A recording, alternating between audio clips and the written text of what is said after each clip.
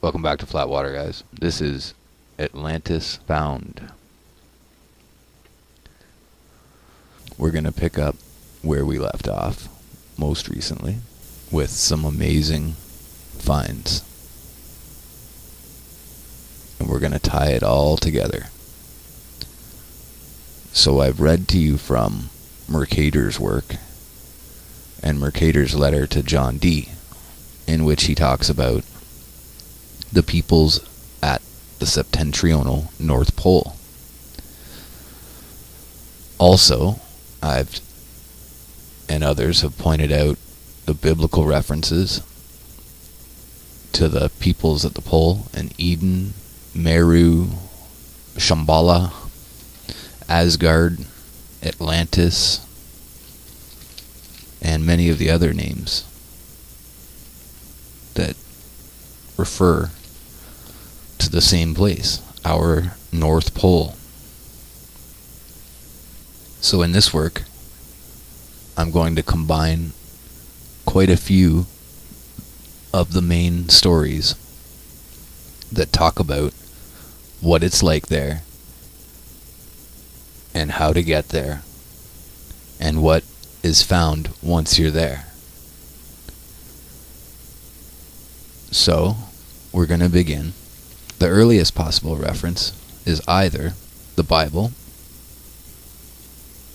Plato, and or the references that Zen brought up regarding the Thracian chronicles and Thracian lore, and that the Thracians did indeed come from the north. So this is also where our two works line up, is that I've been looking at other cultures that claim to come from Hyperborea and claim to come from the north. So a lot of the Scandinavian Gothic peoples, the Tartars, the Russians, the Egyptians who originally came from or turned back to the Coptics, and you can see how those cultures are all interrelated, moving south from north. And then on the other side, we see China and Nepal and Shambhala, the Chinese versions of Eden, of Meru, and we'll get into some more of those later as well.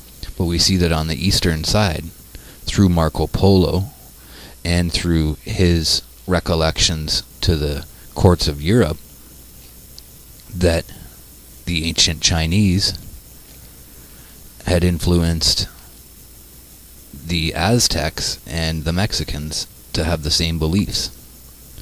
And we can see that, in fact, early Aztec is actually mid to late Chinese and was influenced heavily by them on that side of the Americas, on the western side of the Americas. And we see that in their culture that they reference the same things about a place like Eden in the north, where all peoples originated from, where they have magic and powers and greatness and great abundance and wonderful weather and beautiful, good people, and also that all humans came from that place and that it is still there, and that mere mortals are lucky to get there, if they can get there at all. So we're going to trace back through, and I'm going to read to you from runic inscriptions and ancient Scandinavian wood carvings of their ancient lore, also ancient Latin and Plato and Pliny and Plato's natural history, and also we'll be reading from, or Olaf Jansen will be reading from his tale of his journey to the north and what he discovered there. And we're also going to read from letters written from an English sailor to his brother in the early 1800s, and his descriptions of what it was like there and what he saw there. Hyperborea.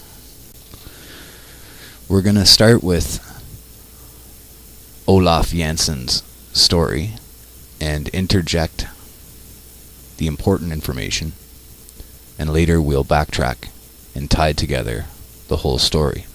Now, this material is commonly found in hollow earth material. We will see that this information may pertain, there may be a place and places inside the earth that we can reach at the North Pole. It could be any number of things. There could be that there is atop Mount Meru, a godly place. There could be that inside of the earth there is a place with a tower still sticking straight out the top of it, which would be Mount Meru. And I don't prescribe to the hollow earth in the standard hollow earth model. What I'm proposing here is that we are living on the flat earth, and that the vortex at the pole, the foaming whirlpool that goes there, and that the in-sucking rivers and seas go down to there, that it might be possible to somehow get inside the earth there safely, and that inside of that area there may be a secondary living area that other cultures and ancient cultures have been living in since the beginning of time, as is stated in all these readings that we're doing. So, just so you understand the premise of what it's like in that area. My name is Olaf Jansen. I am a Norwegian, although I was born in the little seafaring Russian town of Uleåborg, on the eastern coast of the Gulf of Bothnia, the northern arm of the Baltic Sea. My parents were on a fishing cruise in the Gulf of Bothnia and put into this Russian town of Uleåborg at the time of my birth, being the 27th day of October, 1811. My father, Jens Jansen, was born at Rodwig on the Scandinavian coast near the Lofoten Islands, but after marrying made his home at Stockholm, because my mother's people resided in that city. When 7 years old, I began going with my father on his fishing trips along the Scandinavian coast. Early in life, I displayed an aptitude for books, and at the age of 9 years was placed in a private school in Stockholm, remaining there till I was 14. After this, I made regular trips with my father on all his fishing voyages. My father was a man fully 6 feet 3 in height, and weighed over 15 stone, a typical Norseman of the most rugged sort, and capable of more endurance than any other man I have ever known. He possessed the gentleness of a woman and tender little ways, yet his determination and willpower were beyond description. His will admitted of no defeat. I was in my 19th year when we started on what proved to be our last trip as fishermen, and which resulted in a strange story that shall be given to the world, but not until I have finished my earthly pilgrimage. I dare not allow the facts as I know them to be published while I'm alive, for fear of further humiliation, confinement, and suffering.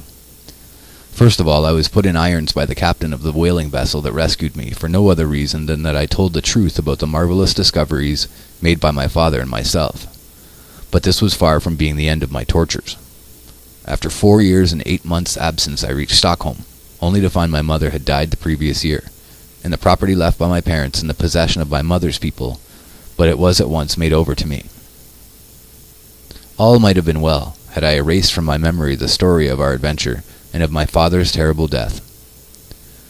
Finally, one day, I told the story in detail to my uncle, Gustav Osterland, a man of considerable property, and urged him to fit out an expedition for me to make another voyage to the strange land. At first I thought he favored my project. He seemed interested, and invited me to go before certain officials and explain to them, as I had to him, the story of our travels and discoveries. Imagine my disappointment and horror when, upon the conclusion of my narrative, certain papers were signed by my uncle, and without warning, I found myself arrested and hurried away to dismal and fearful confinement in a madhouse, where I remained for 28 years, long, tedious, frightful years of suffering. I never ceased to assert my sanity, and to protest against the injustice of my confinement. Finally, on the 17th of October 1862, I was released. My uncle was dead, and the friends of my youth were now strangers. Indeed, a man over 50 years old, whose only known record is that of a madman, has no friends. I was at a loss to know what to do for a living, but instinctively turned toward the harbor where fishing boats in great numbers were anchored, and within a week I had shipped with a fisherman by the name of Jansen, who was starting on a long fishing cruise to the Lofoten Islands. Here my earlier years of training proved of the very greatest advantage, especially in enabling me to make myself useful. This was but the beginning of other trips, and by frugal economy I was, in a few years, able to own a fishing brig of my own. For 27 years thereafter I followed the sea as a fisherman, 5 years working for others, and the last 22 for myself. During all these years I was a most diligent student of books, as well as a hard worker at my business. But I took great care not to mention to anyone the story concerning the discoveries made by my father and myself. Even at this late day I would be fearful of having anyone see or know the things I am writing, and the records and maps I have in my keeping. When my days on earth are finished, I shall leave maps and records that will enlighten, and I hope benefit, mankind. The memory of my long confinement with maniacs, and all the horrible anguish and sufferings are too vivid to warrant my taking further chances. In 1889 I sold out my fishing boats, and found I had accumulated a fortune quite sufficient to keep me the remainder of my life.